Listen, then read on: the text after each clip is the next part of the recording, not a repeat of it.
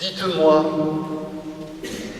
pourquoi, après la proclamation de l'Évangile, ce geste de tendre le livre ouvert à toute l'Assemblée pour l'acclamer? Sans doute, mais pour aussi une autre raison, c'est que cet Évangile ouvert, en fait, est un miroir. Et nous sommes invités à ne pas hésiter à nous en approcher pour regarder dedans, découvrir dedans notre propre portrait et découvrir qui nous sommes. Et aujourd'hui, en ce premier dimanche de Carême, on nous offre surtout deux pages, le récit d'Adam et Ève au paradis terrestre, et puis le récit de la tentation de Jésus. Et ces deux récits nous renvoient une image de nous. Nous sommes des êtres sujets à la tentation. D'abord, le récit d'Adam et Ève au paradis terrestre. Naturellement, ce récit n'est pas un récit scientifique, mais ce n'est pas parce que c'est un récit symbolique qu'il ne nous dit pas des choses vraies et profondes sur l'homme et sur nous. Que nous dit-il? Que l'homme est installé comme l'être le plus doué de la création dans cet univers qui est un paradis. Et puis deuxièmement, que Adam et Ève sont habités, traversés par des fantasmes, par des rêves fous, des rêves de toute puissance. Et la toute-puissance surtout de pouvoir décider ce qui est bien et ce qui est mal. Comme le souffle le serpent, vous serez comme des dieux, comme des dieux. Adam et Ève ont été sous le charme de cette parole. Ils ont franchi la frontière et patatras, c'est la chute. Et que se passe-t-il? Ils découvrent qu'ils sont nus, c'est-à-dire fragiles, sans défense, sans protection, démunis de tout. Ils rêvaient d'être tout, et ils se retrouvent rien. La tentation du paradis terrestre, c'est un peu la tentation que nous connaissons du tout ou rien. Et ce que je trouve intéressant, c'est que cette tentation a touché Jésus. Jésus a eu des envies de toute puissance.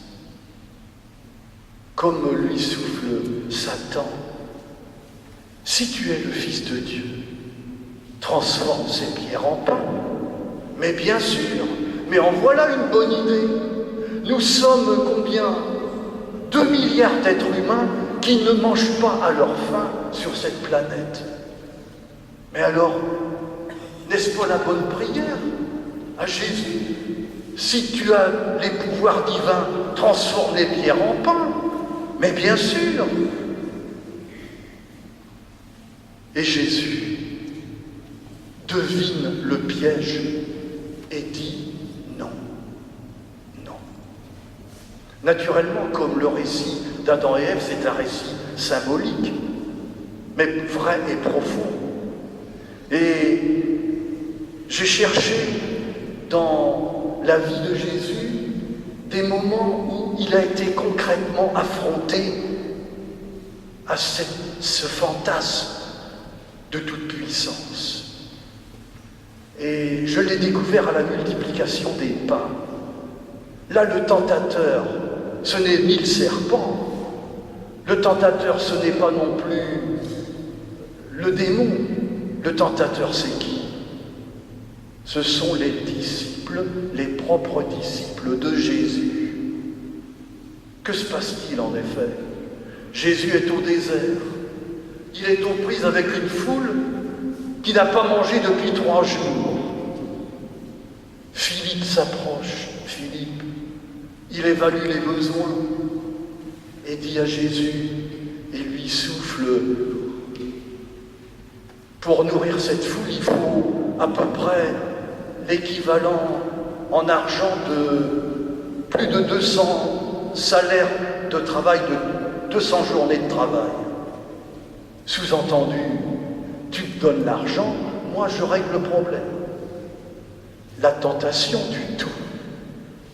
Et les autres qui arrivent derrière et qui lui disent à Jésus, renvoie la foule, ce n'est pas notre problème, nous n'avons rien. La tentation du rien.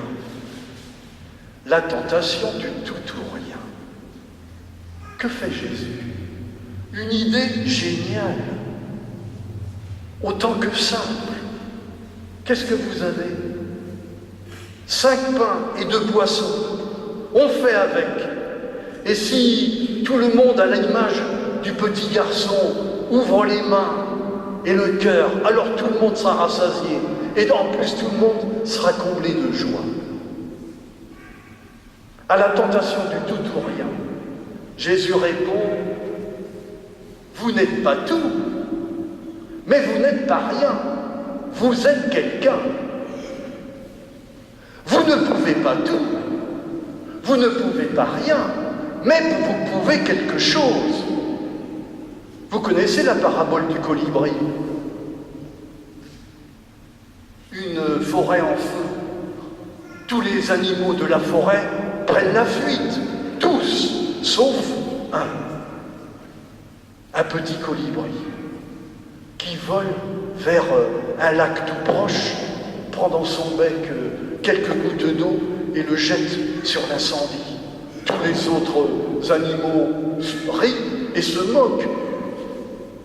Et lui, que leur dit-il? Je fais ma part. Je vous invite pendant tout ce carême à regarder l'Évangile comme dans un miroir, car nous avons notre propre portrait dedans. Nous découvrons qui nous sommes. Nous ne sommes pas tout. Nous ne sommes pas rien. Nous ne pouvons pas tout. Nous ne pouvons pas rien. Nous sommes quelqu'un. Nous pouvons quelque chose. Jésus a été tenté, subi 3 tentations. Je n'ai regardé que la première, mais pour obéir à notre pape François, qui récemment a recommandé aux prêtres de faire des homélies courtes, je m'arrêterai donc là.